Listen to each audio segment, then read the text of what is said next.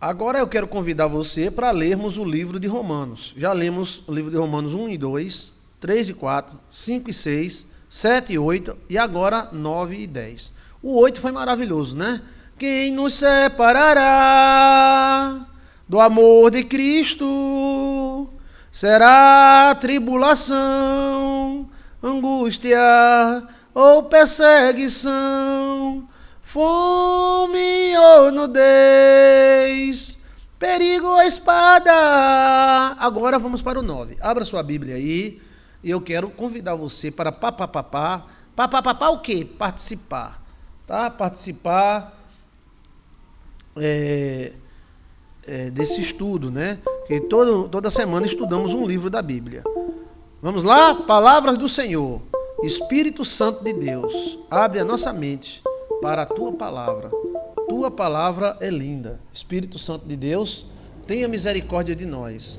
Iluminai os nossos caminhos e a nossa mente com a luz da Palavra do Senhor. Palavras do Senhor. Todos digam amém. Amém, amém, amém. Amém. Lendo e tentando compreender. Se você tiver alguma dúvida ou tiver alguma informação, faça. Pode escrever aí, tá? Muito obrigado por participar. Toda semana lemos um livro. Estamos agora no livro de Romanos, capítulo 9. Leia, assista o vídeo Romanos 1 e 2, 3 e 4, 5 e 6. A gente vai lendo e vai explicando na história, na ciência e na teologia, tá? E tendo aí o privilégio de ter você do nosso lado. Tá bom? Vamos lá? Bora! Em Cristo digo a verdade e não minto, dando-me testemunha a minha consciência no Espírito Santo. Preste atenção que nós temos uma consciência, tá? Me lembrem amanhã para falar sobre o poder do subconsciente. Poder do subconsciente? Sim, Chiquinho. É o poder do sub-sub. Do sub-sub? É, sub-subconsciente. Tá? Mas ele diz aqui, ó, que ele fala a verdade e não mente. Como testemunha está a consciência dele no Espírito Santo.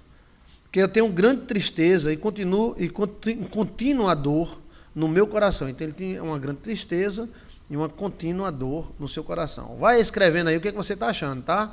A gente não está lendo nada, está lendo só a Bíblia. Celular aberto na Bíblia e sem nada na frente aqui, só para a gente meditar na palavra. A palavra de Deus é vida para nós. Então o apóstolo Paulo, em sua carta ao Romano, capítulo 9, diz, em versículo 2, que tinha grande tristeza e contínua dor no coração.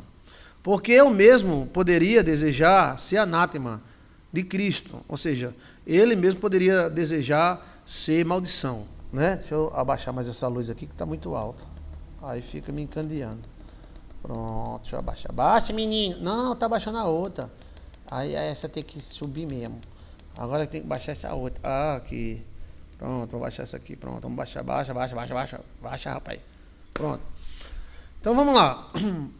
Porque eu mesmo poderia desejar ser anátema. Anátema significa maldito. Maldito de Cristo. Que são meus parentes segundo a carne. Quem são israelitas? Dos quais, quem não assistiu a primeira parte vai ficar meio perdido, porque ele vem falando sobre a lei e a graça, tá? Sobre a manifestação da lei e sobre o poder da graça. Então, possa ser que você fique meio sem saber o que está vendo, porque você não leu as primeiras partes, tá? Mas aí preste atenção que você vai aprender muita coisa. Quem são os israelitas? Dos quais é a adoção de filho?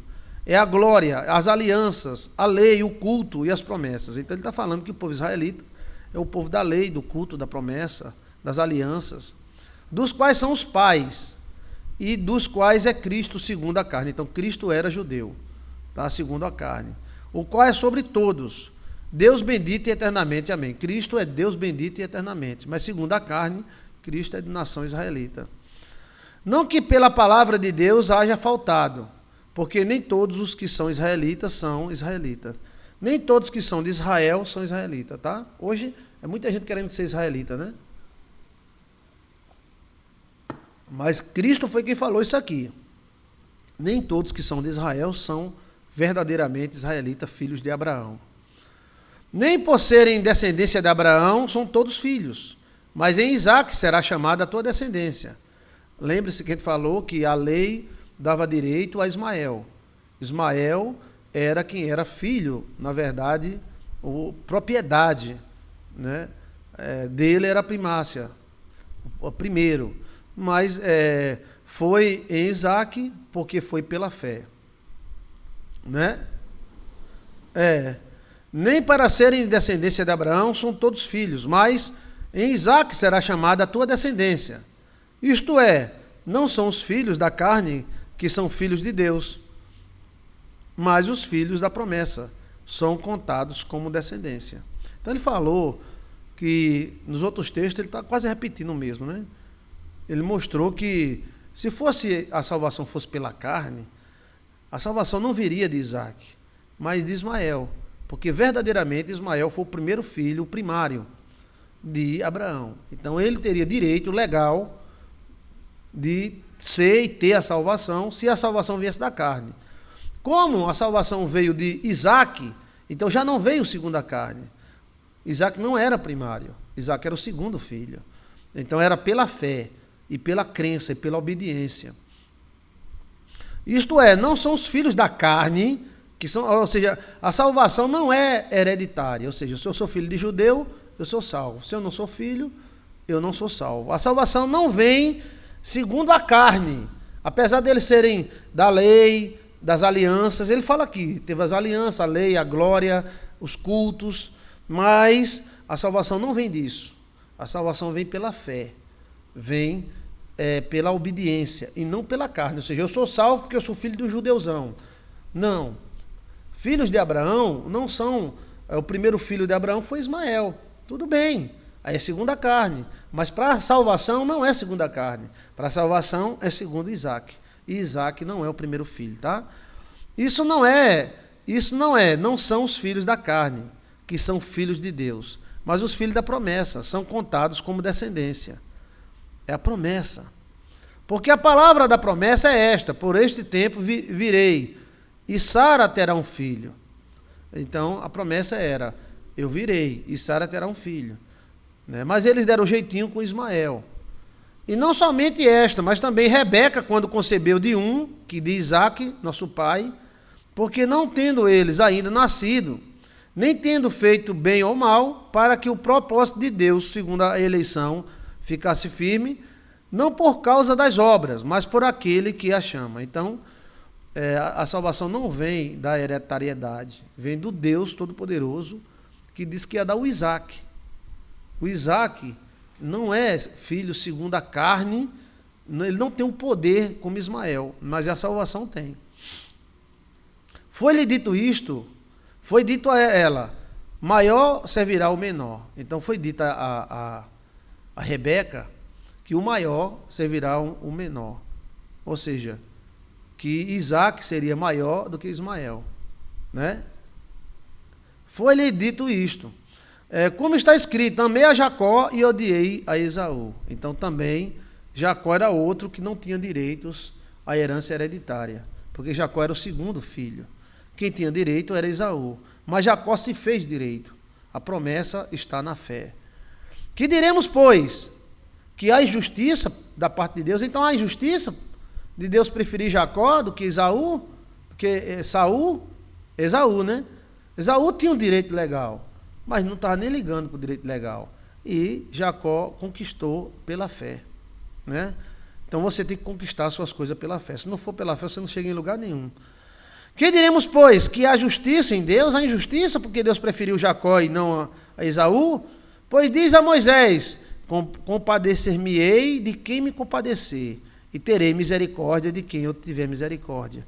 Assim, pois, isto não depende do querer, nem do correr, mas de Deus, que se compadece. Então, o evangelho é segundo Deus, e não segundo a carne. Porque os judeus acreditavam nisso, né? Que a salvação vinha da descendência. Era a descendência que dava a salvação segundo os antigos. Porque diz a Escritura a Faraó: para isto mesmo te levantei, para em ti mostrar o meu poder, e para que o meu nome seja anunciado em toda a terra. Logo, pois, compadece-se de quem quer, endurece quem quer. Dir-me-ás então, por que se queixa ele ainda? Porque quem tem resistido à sua vontade? Mas, ó homem, quem és tu que a Deus replicas? Ou seja, nós não temos capacidade de dizer, não, não é assim não, viu Deus? Quem é nós para dizer isso, né? Deus faz o que quer. Deus preferiu dar Isaac e não dar para Ismael e pronto, né? Mas o homem, quem és tu para você replicar, pedir razão a Deus? Porventura as coisas formadas dirás, por que me formou? Por que me fizeste assim? Eu não tenho o oleiro direito de fazer do barro, da mesma peça, fazer um vaso para a honra e outro para a desonra. Ele está mostrando aí que Deus resolveu dar a salvação para todos, que a salvação não é hereditária, e ele faz do jeito que ele quer. Essa parte é de Romanos 9, porque Romano é um livro teológico profundo, mas é tão profundo que os caras se matam na tapa no livro de Romanos. Essa parte aqui ela é muito mal interpretada, porque os calvinistas dizem que Deus fez homens para a salvação e que Deus fez homens para a perdição. Entendeu? Deus teria feito uns para ir para o fogo do inferno, Deus teria feito outros para o céu. Isso é uma compreensão errada, porque aqui nós encontramos Paulo explicando que Deus escolheu a Jacó e não escolheu Esaú, Deus escolheu a Isaac e não escolheu Ismael, né? Mostrando que Deus faz o que quer mediante os seus planos. Não é assim, Deus fez Joãozinho para ir para o inferno e fez Toninho para ir para o céu. Se fosse assim, Deus não seria bom, Deus seria um manipulador celestial. Então não merecia nem ser amado, porque ele é apenas um manipulador. Deus não é assim. Isso é um erro teológico terrível, feito pelo advogado não teólogo, né? Ele é advogado e teólogo também, Calvino. Calvino cometeu cagadas teológicas terríveis. E um deles pega nesse texto aqui. O teólogozão olha e diz, Deus faz o que quer. Deus me fez para o céu e fez os outros para o inferno. Então se lasque. Então não é assim não, velho. Deus não fez ninguém para o inferno. Deus fez todos para ir para o céu. Agora, se alguém quiser ir para o inferno, fica à vontade. Deus não seria bom se ele fizesse homens para o céu e outros homens para o inferno. Aí eles vêm com aquele papo, a irresistível vontade de Deus. Se Deus quer, quem é que vai resistir? Mas a Bíblia diz que Deus quer que todos os homens se salvem. E aí? O diabo não resistiu à vontade de Deus? Então não é tão irresistível assim. Então essa parte aqui de Romanos 9 é uma das partes onde mais o cacete teológico, a briga teológica apresenta. Porque tem alguns crentes que eles já querem ser um espermatozoide salvo. Eles podem fazer o que eles quiserem, mas eles já estão salvos. E todas as outras pessoas estão condenadas.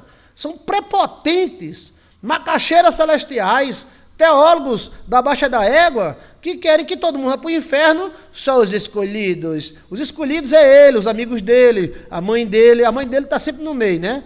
Todo teólogozão calvinista, a mãe está no meio, né? A mãe nunca é predestinada para o inferno. Eles acreditam que Deus fez um para o céu e outro para o inferno. Na minha mente isso não entra, possa ser que eu seja pequeno demais para compreender uma coisa tão grande. Mas eu não compreendo um Deus tão bom que faz homens para o inferno e faz homens para o céu. Esse texto aqui não tem nada a ver com salvação. Esse texto aqui mostra a expansão da vontade de Deus, porque Deus resolveu expandir o evangelho para os cristãos, e não só os judeus. Entendeu, menino?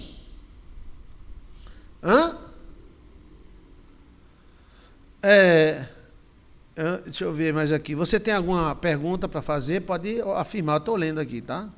Ou não tem um oleiro de poder de fazer do barro, da mesma massa, fazer um para honra e outro desonra?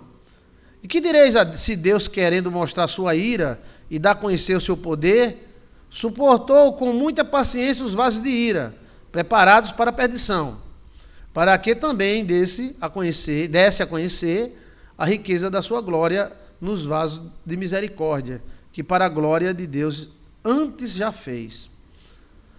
Os quais somos nós, a quem também Deus chamou, não só dentre os judeus, mas também dentre os gentios. Então, Cristo, ele está mostrando que Cristo chamou entre os judeus, entre os gentios, e que muitos judeus não são judeus de verdade, muitos que moram em Israel não são judeus, são filhos da serpente, e outros são. Então ele está mostrando essa bagunça aí, e Deus tem vasos de honra e vasos de desonra. Qual é o vaso de honra?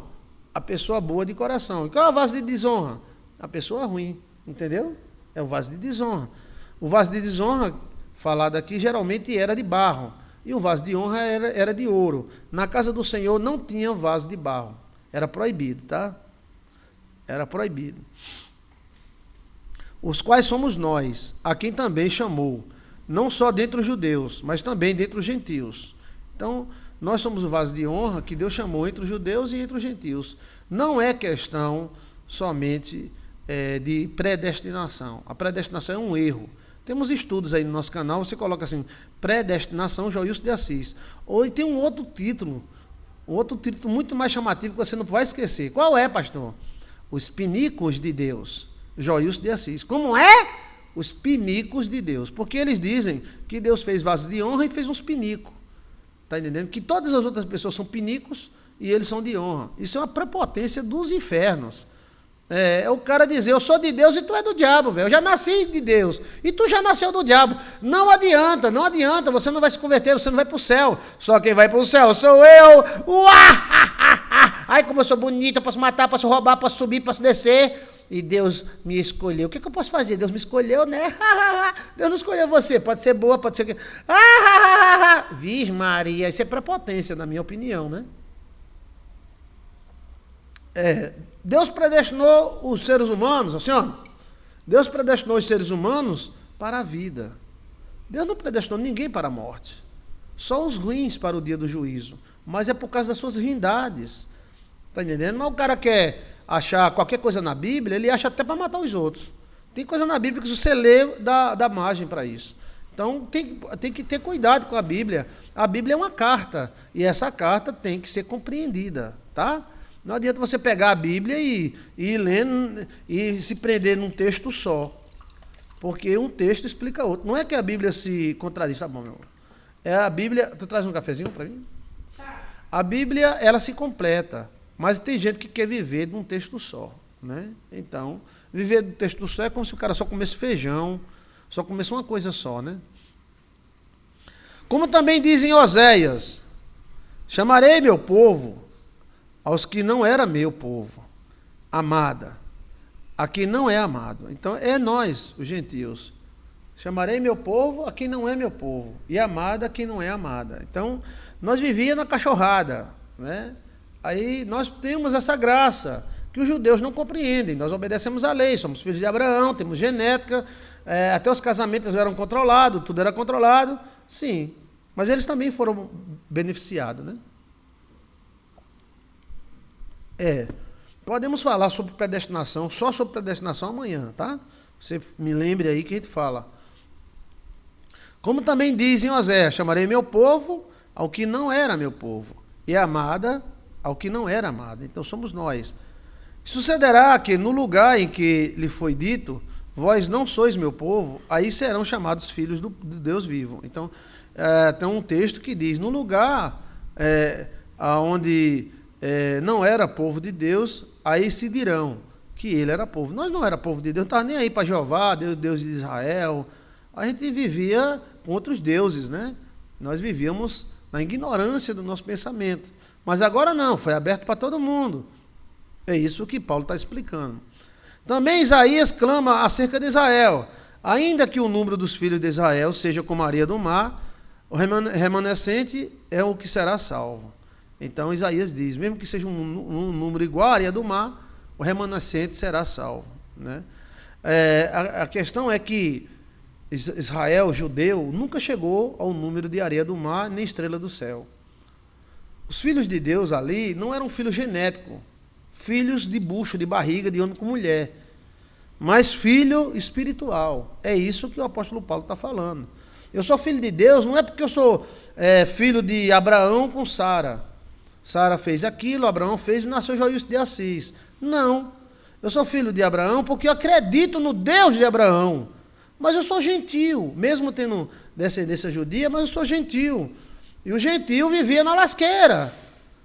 Agora Deus disse, não, agora vamos mudar isso. A terra se encobrirá da minha glória. Entendeu? Deus resolveu fazer isso. Quem é o judeu para dizer, não, não é assim não. Tem que circuncidar, tem que guardar a lei, tem que voltar a Torá. Né? Isso não tira o brilho desse grande povo que é os judeus, nossa mãe. Israel é nossa mãe. Tem conhecimentos maravilhosos, mas eles não são donos da salvação. É isso que o apóstolo Paulo está falando. É loucura pensar assim. Naquela época era. Mas ele falou, não, foi Deus que quis assim. Porque ele completará a obra e abreviará em justiça, porque o Senhor fará breve a obra sobre a terra. Então, que Deus iria fazer uma obra muito breve. Esse breve já vai em 2000 anos, mas é breve. E como antes disse Isaías, se o Senhor dos exércitos nos não deixar a descendência, teríamos nos tornado como Sodoma, teríamos feito como Gomorra. E Israel, o judeu, eles têm um grande trabalho, tá? Os judeus eram o top do mundo em termos de moral.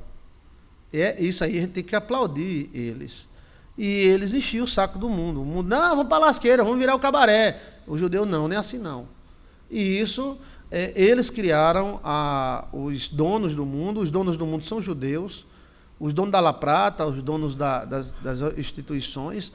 E isso foi bom porque eles criaram uma ordem. E essa ordem foi mantida no mundo. Então, os judeus ensinavam a pessoa a ser obediente, a mulher a ser obediente ao marido. As leis serviu para isso. Né? Porque ele mesmo disse, se Deus do exército não tivesse nos tirado, então a gente já tinha virado uma putaria, a gente já tinha virado uma Sodoma e Gomorra. E é isso que está começando a haver, né? Sodoma e Gomorra. Que diremos, pois, que os gentios que não buscavam a justiça alcançaram a justiça? Sim, mas a justiça é pela fé. Ou seja, os gentios não buscavam Deus, Jeová, Yahvé, não.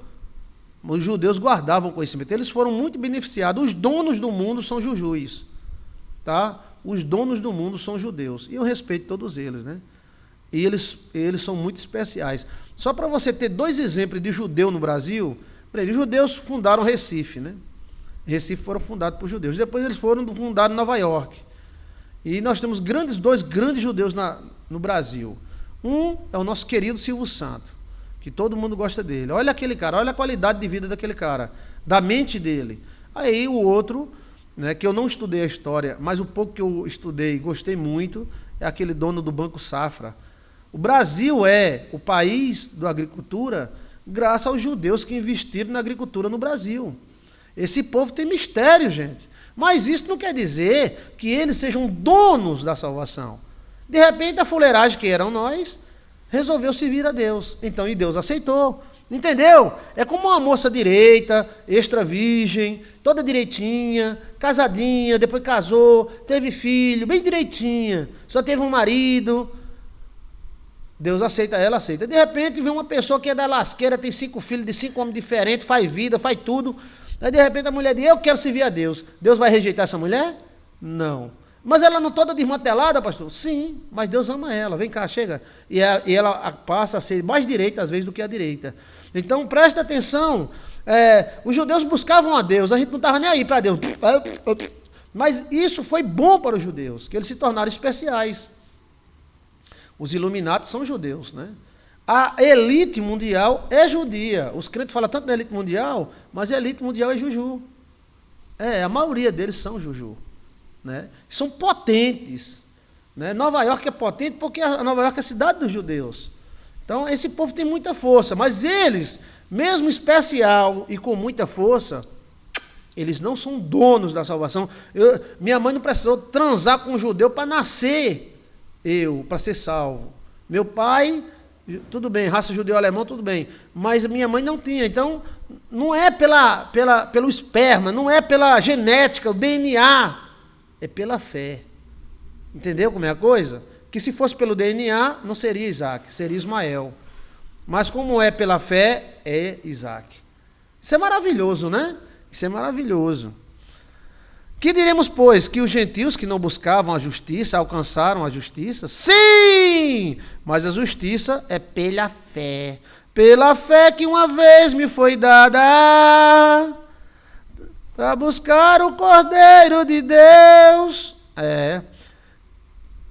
Mas Israel, que buscava a lei da justiça, porque Israel era direita, tá, gente? Toda nação tem seus problemas, tá? Mas Israel buscava ao Senhor.